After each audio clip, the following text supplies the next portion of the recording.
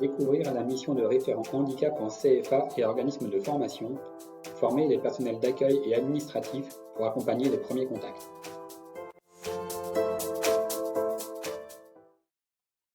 Dans un CFA ou un organisme de formation, l'accueil des apprenants en situation de handicap est l'affaire de tous et pas seulement du référent handicap ou des équipes pédagogiques. Dans cette vidéo, vous découvrirez en quoi les personnels d'accueil et administratifs ont également un rôle à jouer et pourquoi il est important de les impliquer. L'identification des situations de handicap en amont de l'entrée en formation permet la prise en compte précoce des éventuels besoins spécifiques et conditionne donc fortement le bon déroulement des parcours des apprenants concernés. Il est donc important de favoriser autant que possible l'expression ou le repérage des situations de handicap dès les premiers contacts, en amont et au début du parcours de formation. Les personnels d'accueil et administratifs sont souvent le premier point de contact des futurs apprenants et de leurs familles avec la structure de formation, dans une diversité de configurations possibles, lors des journées portes ouvertes, à l'accueil physique, au téléphone, par mail, à l'occasion de forums, etc.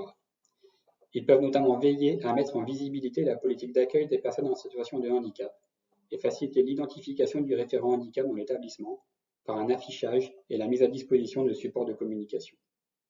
À l'occasion de ces différents contacts, il est important qu'ils véhiculent par leurs mots et leur attitude l'engagement actif de votre structure en faveur de l'accueil des apprenants en situation de handicap et créent ainsi un climat de confiance et d'ouverture permettant aux candidats en situation de handicap et à leurs familles de se projeter dans un parcours de formation dans votre établissement. Ce climat de confiance, ainsi instauré dès les premiers contacts, facilitera, au moment de l'inscription et de l'entrée, l'expression par les personnes ou leurs familles de leur situation de handicap et de leurs éventuels besoins spécifiques, et ainsi contribuera au repérage précoce des situations. Afin d'éviter tout risque de stigmatisation, il est recommandé de généraliser ce type d'échange à tous les nouveaux apprenants.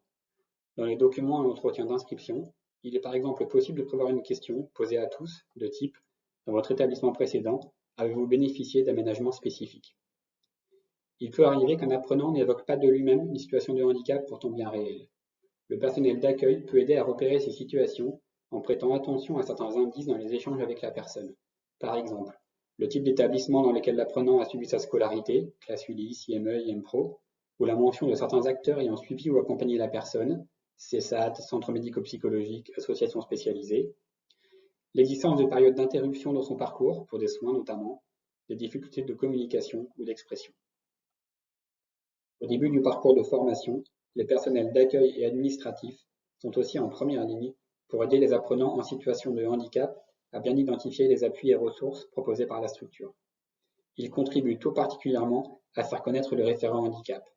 Cette information peut être donnée à tout nouvel inscrit de façon routinière afin d'éviter que des apprenants en situation de handicap se sentent stigmatisés, en l'indiquant dans le livret d'accueil ou via l'affichage au sein de la structure par exemple. Il peut arriver que des situations de handicap s'expriment sans que la personne ait une reconnaissance administrative de son handicap ou bien avec une reconnaissance arrivant à échéance. Le personnel d'accueil et administratif peut, en lien avec le référent handicap, conseiller à l'apprenant d'effectuer sa demande auprès de la MDPH et l'accompagner dans sa démarche.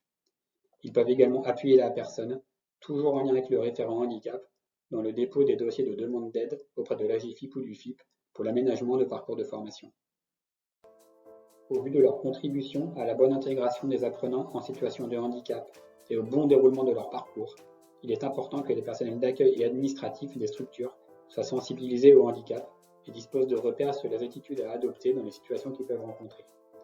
De nombreuses ressources sont à votre disposition pour vous aider à mettre en œuvre des actions de sensibilisation ciblées et efficaces, par exemple sur le site HandiPoursuite de l'AGFIP. Vous pouvez consulter le centre de ressources numériques de la RHF et les autres sources d'informations mises à votre disposition sous forme de liens dans le document PDF en complément de cette vidéo.